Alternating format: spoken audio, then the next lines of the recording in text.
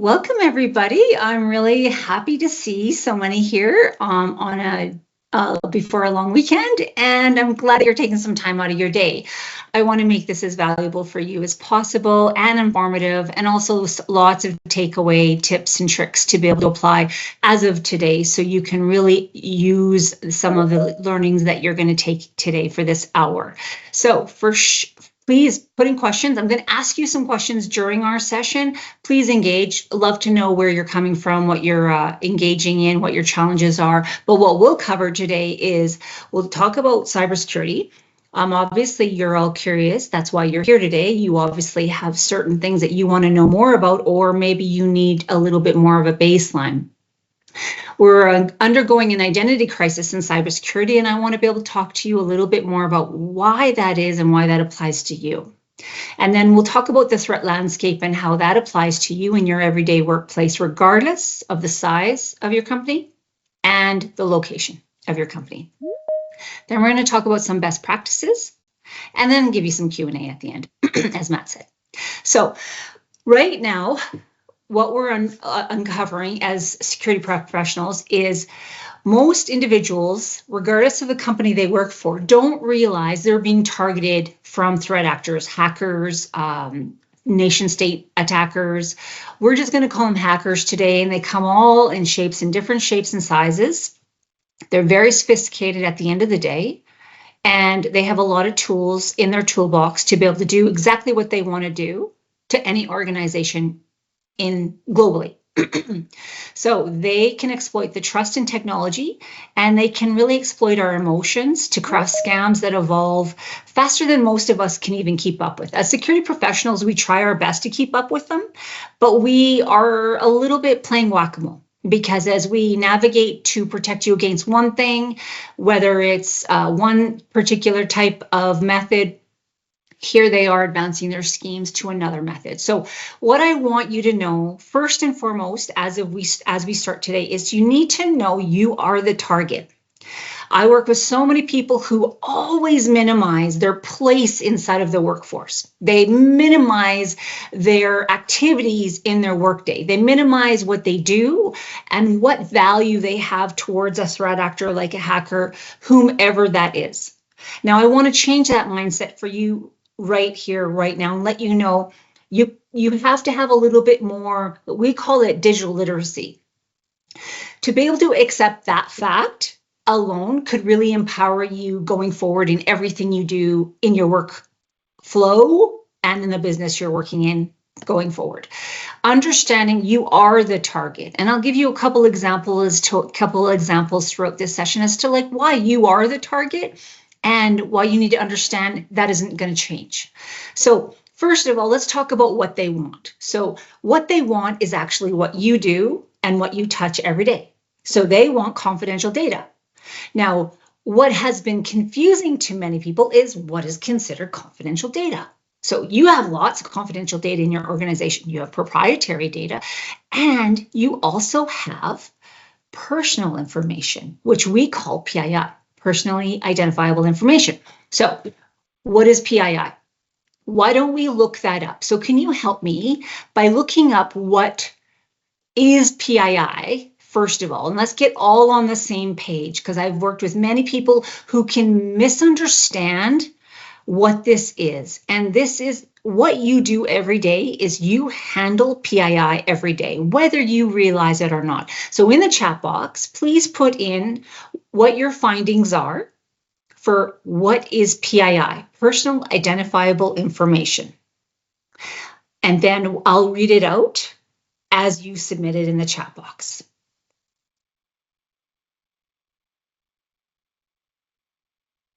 Just give you a minute to do that.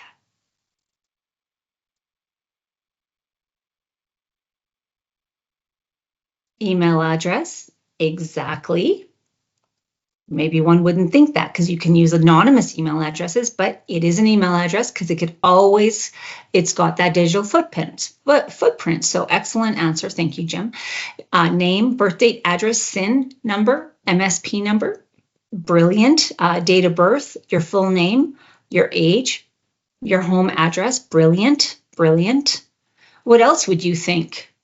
Excellent. So a couple items here is everybody can look at the chat box. You can see obviously credit card information. When you think about some of these things, it may not appear like, oh, maybe there's some information that wouldn't reveal all of the information of one person. But when you think about it, for example, gender, usually a gender, when you're putting it in medical files, it's always associated with like, I'm Sonia Goulet and I am a female. So it's usually put together with a data point with an actual PII, right? If you separated it and said, oh, I have 500 females inside of our healthcare system who are accessing these services, you could protect the PII of an individual, but usually it's not the case. So one could mistake that gender wouldn't be a PII, but excellent. You put religion, you put zip code, you put race, that's like its place of birth. Obviously, phone number is valid because same thing. A phone number is a digital footprint that can connect to you. You think you could be anonymous, but it will always be back to be able to trace back to you. Whatever that number is, it will trace back to that person, right? CRA account. So you can see it's pretty vast, right? So now think about your workday. What, like, one of these items do you handle? Obviously, you would handle more. Your fingerprint is obviously a biometric that is considered PII, and we have a lot more biometrics we're using now, as you can see, through our digital devices and various different, like our laptops and various different means.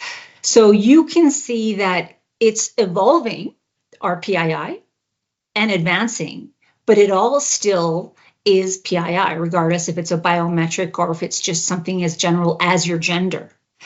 So when you look at this list, I just want you to put on that hat today to think, okay, professionally and personally, this does apply to you in both settings. So there's really no difference.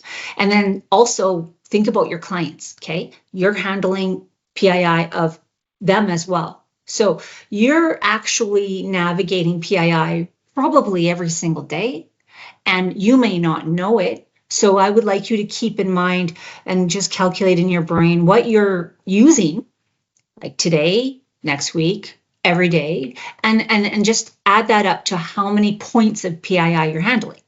So, and a first and last name is considered PII for sure. Any identifiable information that tells us you are you.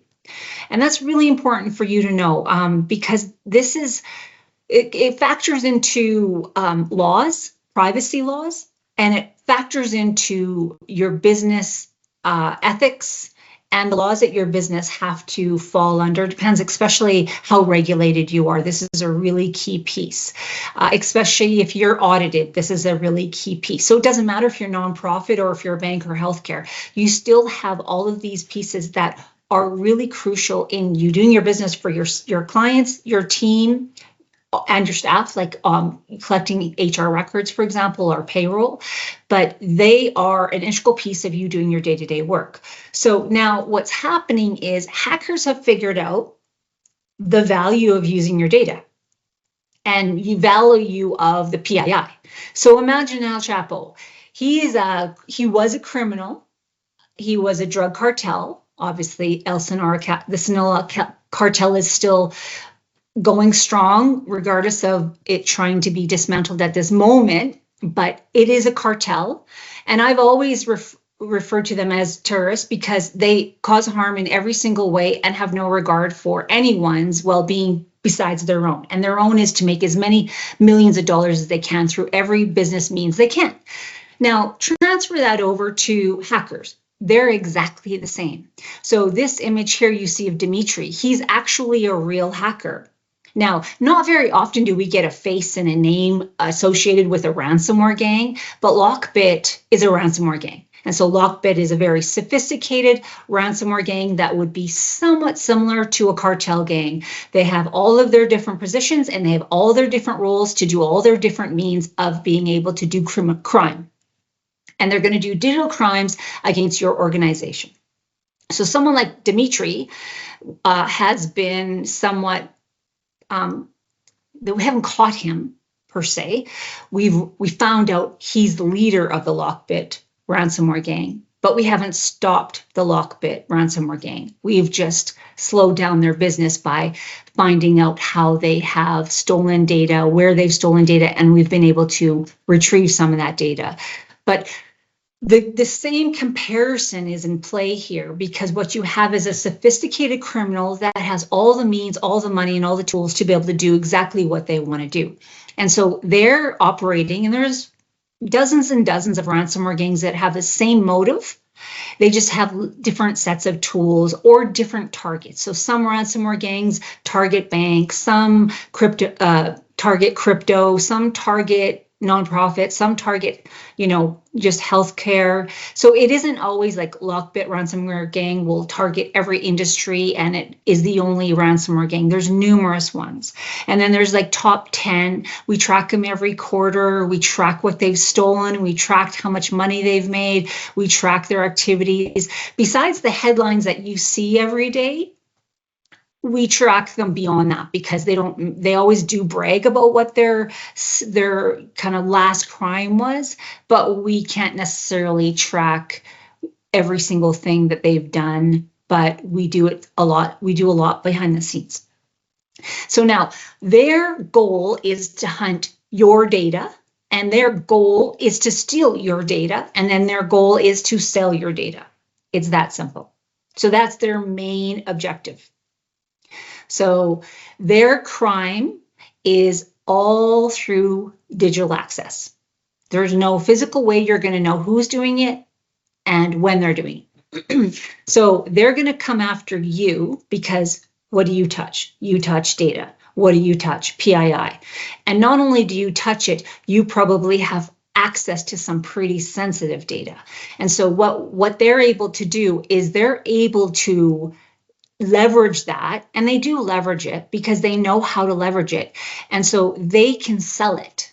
So I want to find out now, if you can tell me, now that you've had a minute to think about it, what PII do you handle every week that maybe you didn't think of was PII?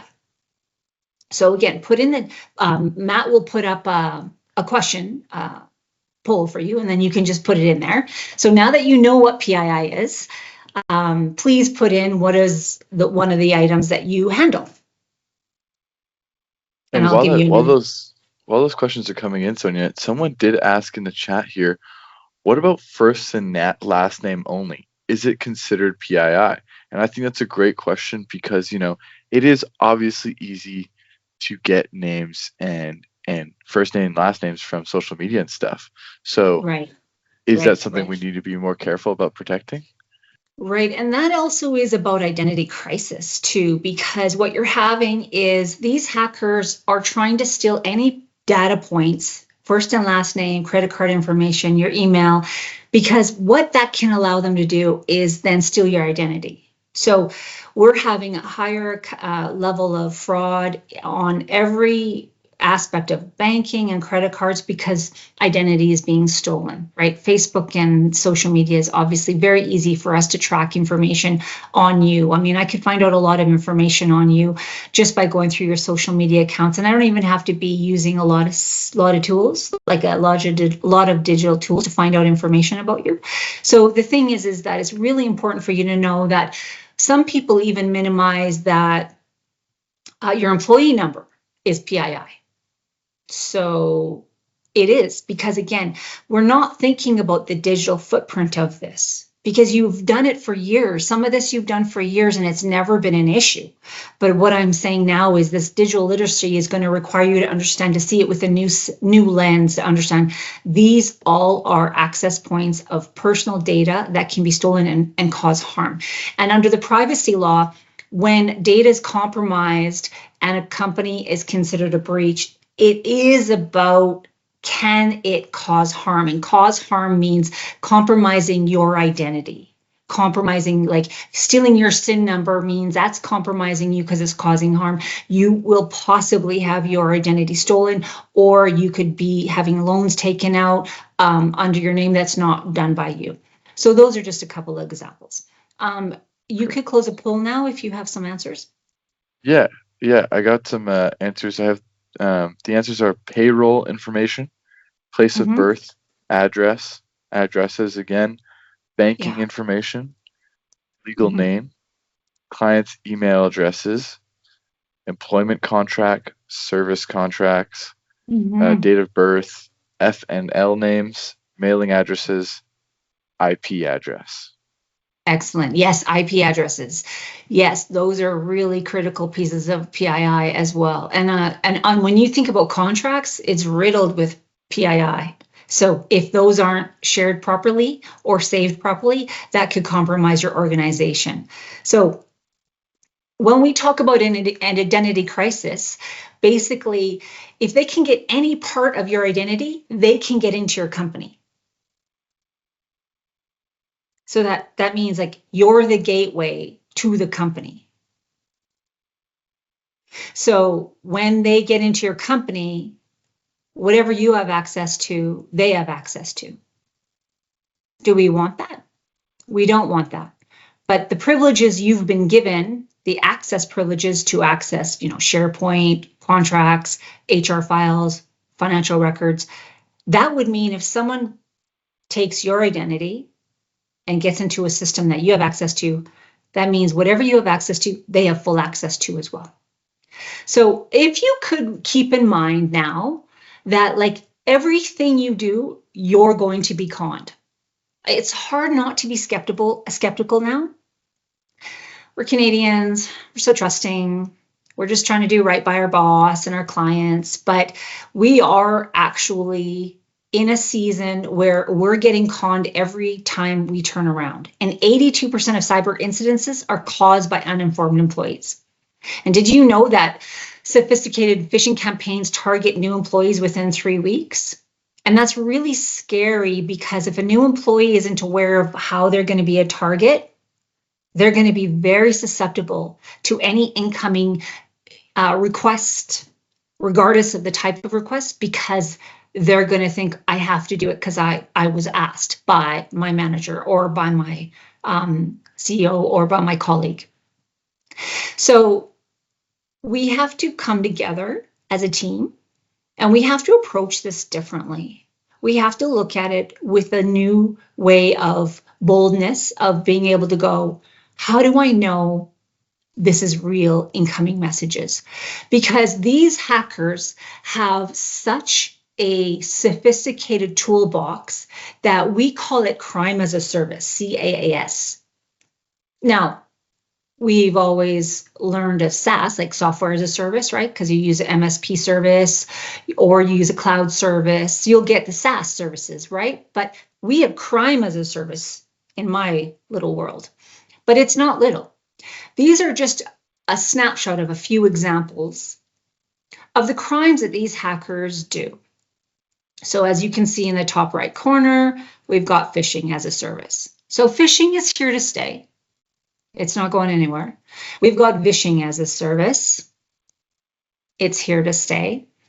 And then you'll see a few other ones, spamming as a service, scanning as a service. So scamming as a service. So you know what most of these terms mean, but I'll dive into them a little bit more so you understand, like they're expanding their crime capabilities. The more that AI is developing, the more they're able to advance their skills as well. They're going to use the same tools we use, but they're going to use advanced hacking tools to be able to make them more sophisticated so they can do their job better. So again, they're just employees too. We've done enough research on these hacking ransomware groups where they act like a tech firm, like they act like a Facebook where there's a boss and they take orders from their boss and they work every day and they do their job by finding vulnerable organizations and then setting up these phishing campaigns or these vishing campaigns and then deploying them to different organizations.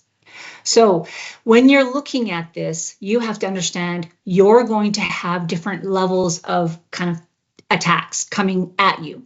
Now, can you be on the ball for them? Yeah, you can. Because let's clarify what phishing is first of all. It's their goal is going to be sending you communication through various different means, and they're going to send it through various different fake communication. And we call it malware, what they're going to put inside of that communication to get you to take the bait, right? So they're going to send you a Microsoft email. We've seen that before. Some of it you might be familiar with, but what's happening is their campaigns are getting more and more sophisticated. So if you were to get a fake Microsoft email to say reset your password, or there's been unusual sign-in activity, please click here to verify or review the activity, you might go, oh, okay, I'll do that. But the thing is that is how easy it is for them to do their job. They can copy and paste logos. They can copy and paste the exact terminology Microsoft uses. They can duplicate it to a T.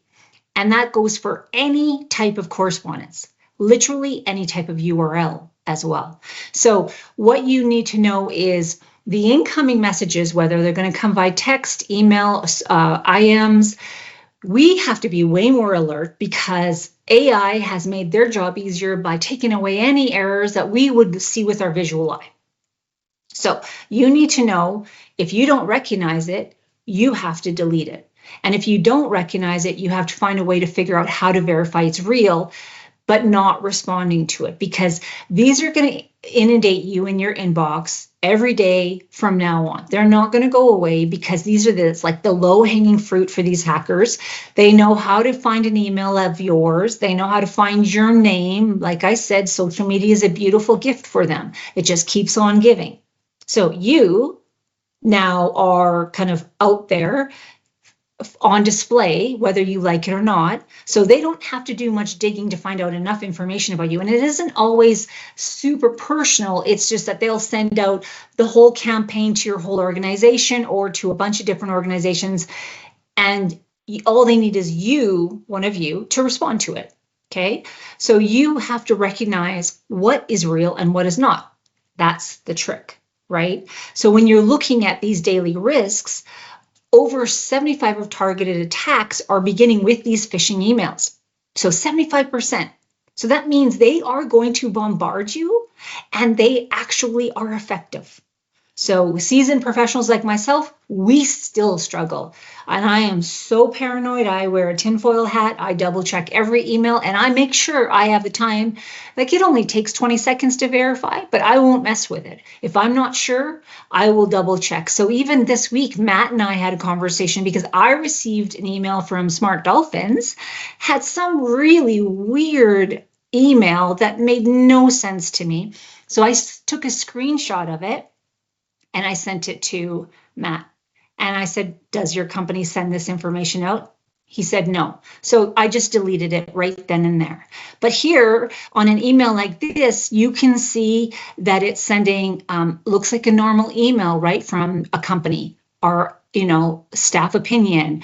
But then it has a really interesting email that possibly could be legit or not.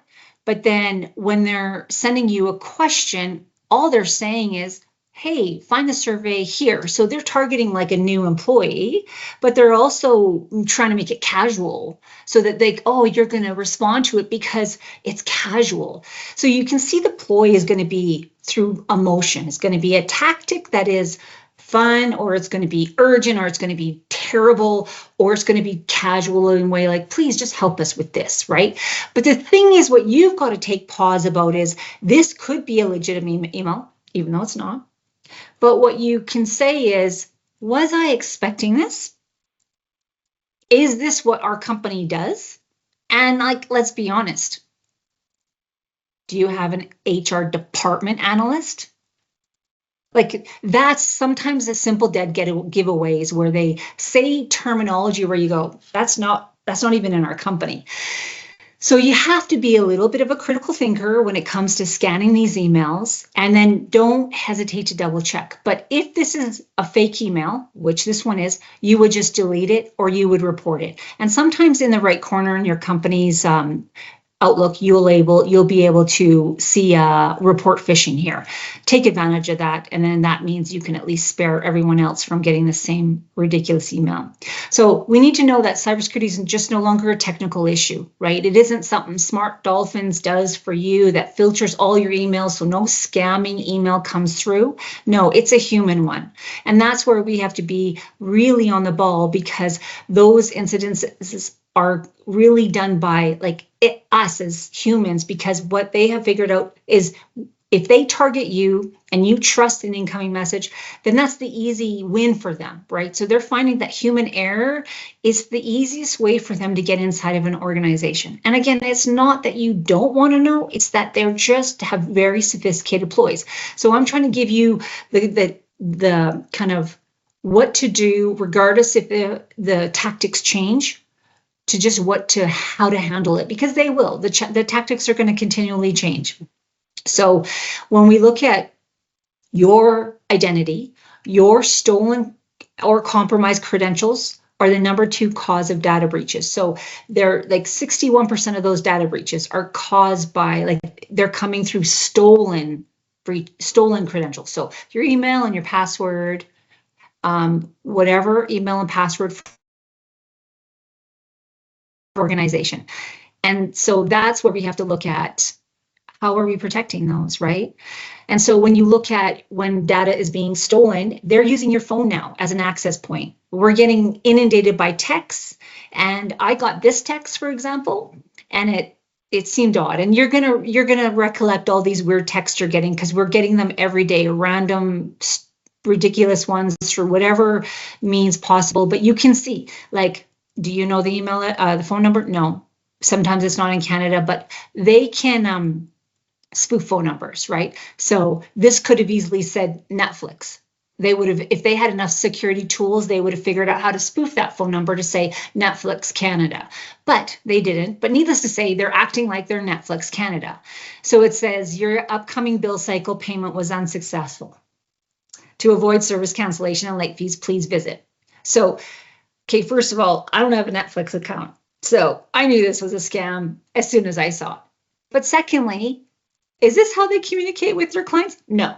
And thirdly, if you're in doubt, just go right to your account, go check if you've had some kind of screwed up payment and fix it there.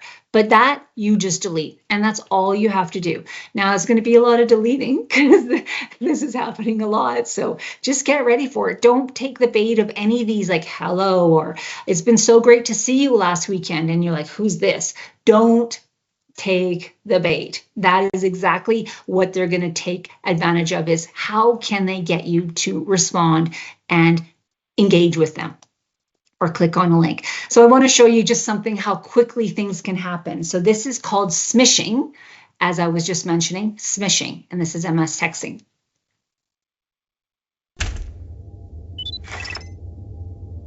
Oh, sorry, just a sec.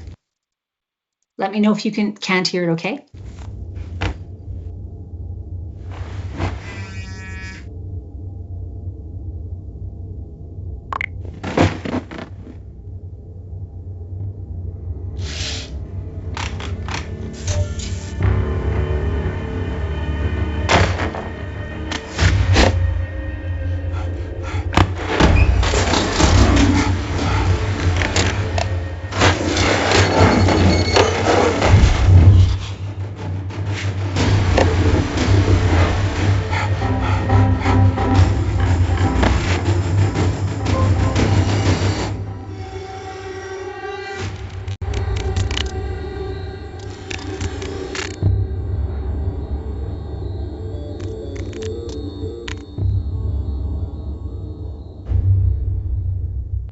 So as you can see, responding to a text or incoming text can be pretty detrimental really quickly.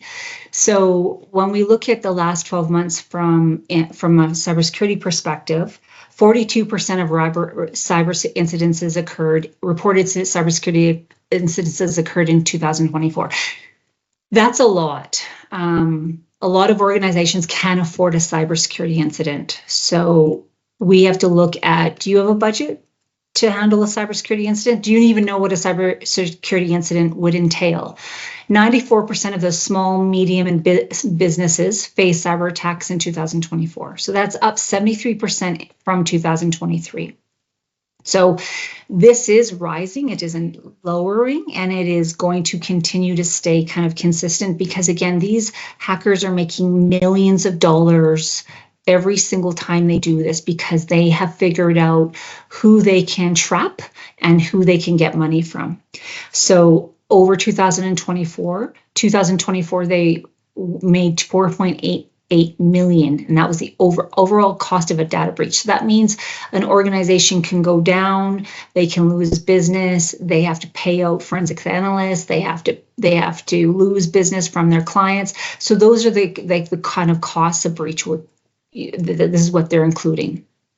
So when you look up some of these breaches in Canada over the last year, one of the ones that stand out most to me is, not Toronto Public Library or First Nations or the government of BC, but London Drugs, because a lot of us had done business with London Drugs, whether we get our medications there or you just buy coffee there.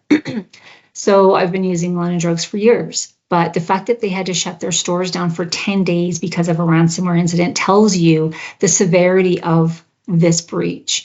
And so when you look at how many customers they had to kind of put on pause so they could go investigate what happened, what was shut down, and what was stolen, can tell you that this cost their organization millions of dollars. Now, they haven't necessarily disclosed how much it's going to cost, because it takes months for them to investigate thoroughly. They got back up in business, 10 days later, not fully, but they opened their doors again. But could you afford to close your door for 10 days? Could you afford to have everyone stay at home and not meet your clients' needs for 10 days? Because that's the fallout of a cybersecurity incident for any organization that's not prepared accordingly. So what we have to remember is we don't know the cost of a breach, but we do know some ways to prevent a breach. And that's what we want you to consider today, is what steps can you take to prevent something so significant happening to your organization. And because as I've given you shown you how it affects your organization by starting with you, let's talk about what we need. We need better password security. 13 times is how much an employee reuses their password. Hackers rely on that. So when you put "I love my cat" in every single account you use, I can hack that in 5 seconds, probably 2 actually, but that's pretty quick. So if I can hack one password, then I just know all of the accounts that you're going to use. I don't have to go very far to guess, because if in North America, we would have some of the same. Just keep on breaching account after account after account. It would be just like a domino effect, just because of that one password. So then in your organization, if you have the same password as your Facebook account as your organization, domino effect again. There's no difference. They got into your Facebook. Now they know where you work. Well, because of a little bit of reconnaissance, and then they just get into your account. It wouldn't take anybody much time to figure out it's worth a try, right? You can see there's different types of crimes who bank on this kind of lowest denominator, kind of low-hanging fruit kind of crime, right?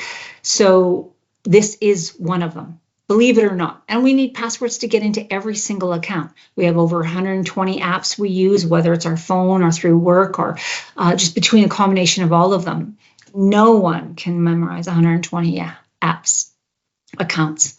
So we need some help, right? And then we need to do them better. We need to make sure it isn't "I love my cat." We need it to be complicated, right? So your organization, if they don't have a password policy, that's what they need. They need to follow the good standards for around password policies. And you can refer to NIST 800, and that can guide your organization just to follow the complexities of how to do that properly. And then using a password manager. So you don't have to use a lot of resources to get this in place, but it is a really good tool to kind of prompt everyone to follow a good daily cyber hygiene of using their passwords. Just like you have to brush your teeth, right? We do it every day. Well, more than once a day, sorry. But you don't think twice about it. You just have to do it because you know it's good. You know, it's good health hygiene, right? Flossing is even better health hygiene.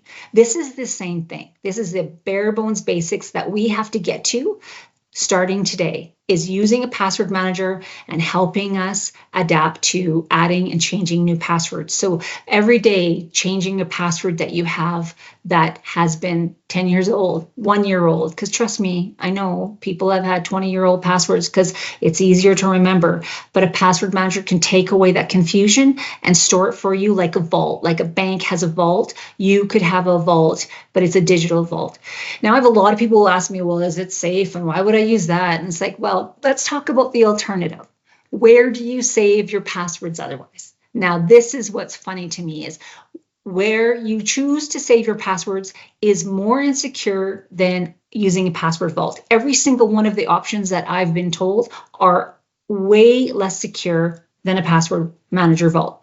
So we use apps every day. We learn new apps every day. We are learning new systems every day because of our work. Learning a password manager is one of those things that you can step up to and learn just giving yourself a few minutes, because it isn't a complicated app to use. It's pretty user-friendly, and then it can help you create passwords, store them, and then it can help autofill passwords. And based on the permissions you give it, it's a great tool to use and have handy in your toolbox. You can have it on your phone and on your any device, and then you don't have to think about passwords ever again once you start inputting them inside of that vault. So this is one key piece of helping you get to the right place.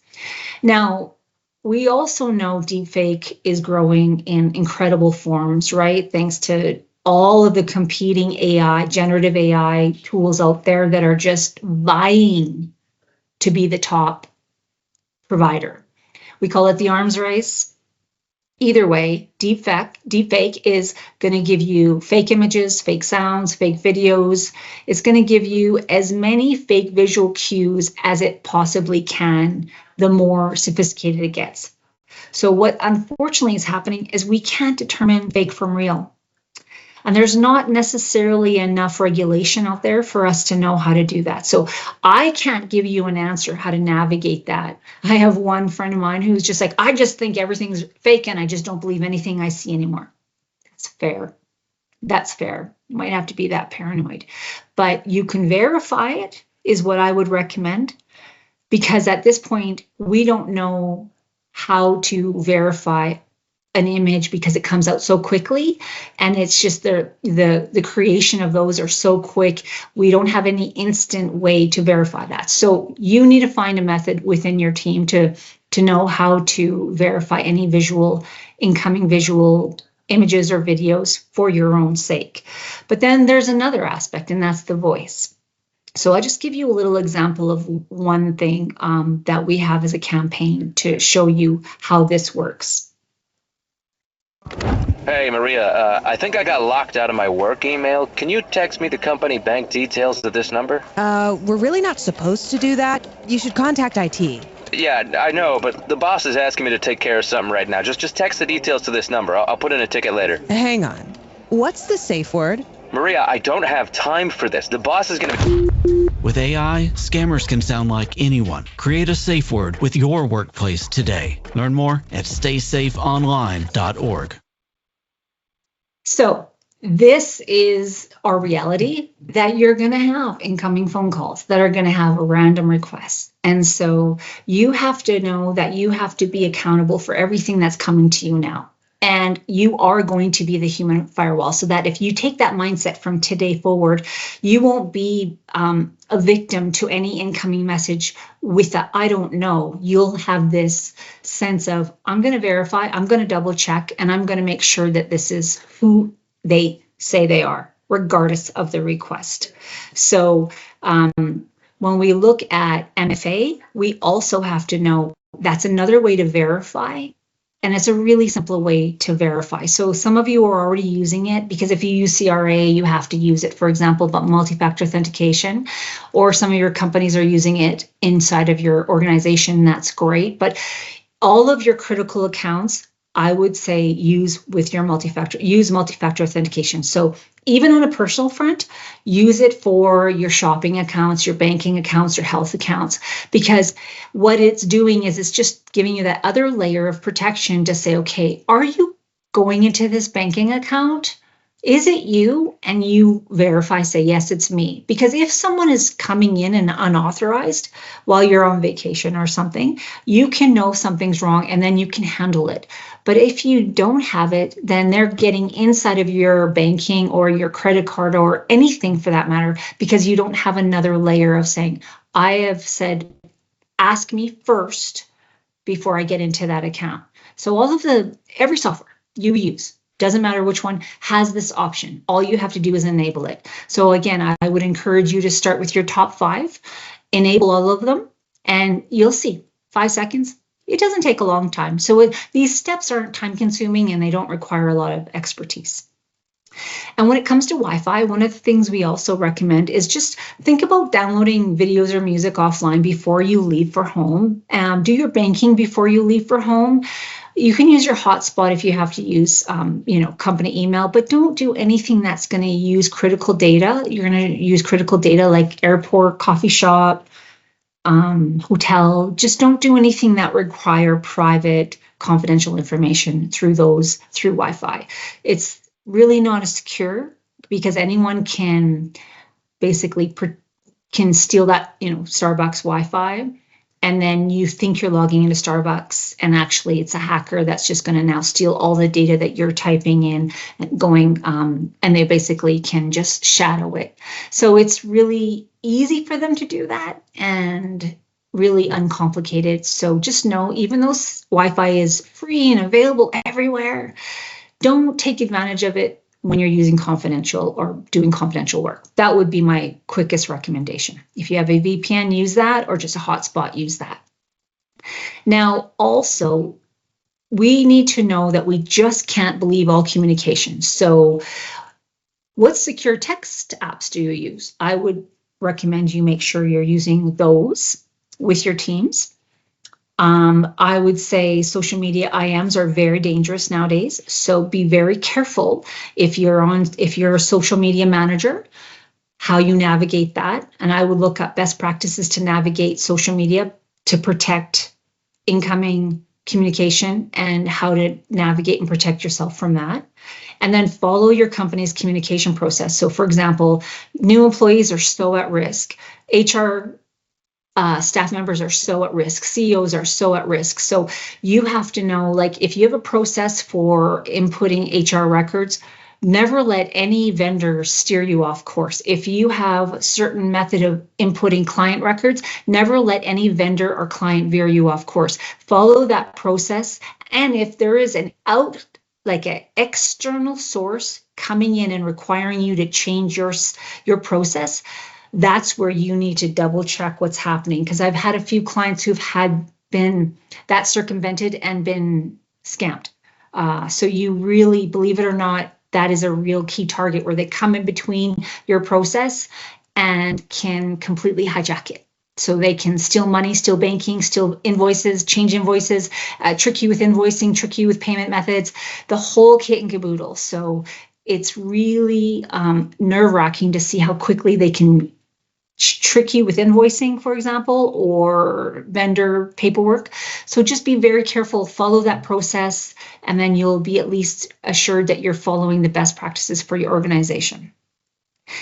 Now, a quick question, Matt can put up a poll, but now that you've seen some of this information, we're getting pretty new with this, but I was wondering if any of you have already set up a verification word with your organization. So just put it in the chat box and let me know. Love to know if you guys have already taken that step.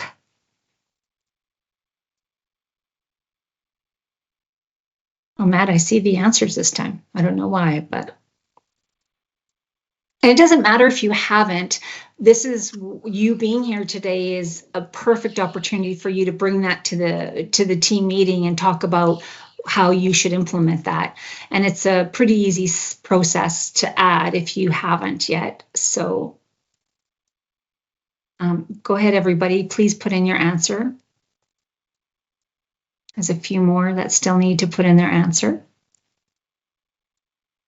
And this is just being proactive. So it's not saying that you're going to be inundated with fake incoming phone calls, but you need to just plan for the worst case scenario, just like you guys have, you know, when you look at a fire escape plan. You're never going to ever want to have to face a fire escape plan, but you're ready for it when it happens. This is the same thing. We're seeing these threats as being very valid. They're being very costly, and they're very real. So we'll just go, okay, so now let's prepare for it so we aren't going to be blindsided by such a thing. And this is a simple thing to implement, but a powerful thing to use when you actually need it. So that's kind of what we wanted to be proactive about. So most of you, 50% of you have said no. 30% have said yes. So that's excellent, right? And then 20 say, I don't know. So those who don't have it and those who aren't sure, I would recommend you take that to your next team meeting and ask, like, can we do this, team?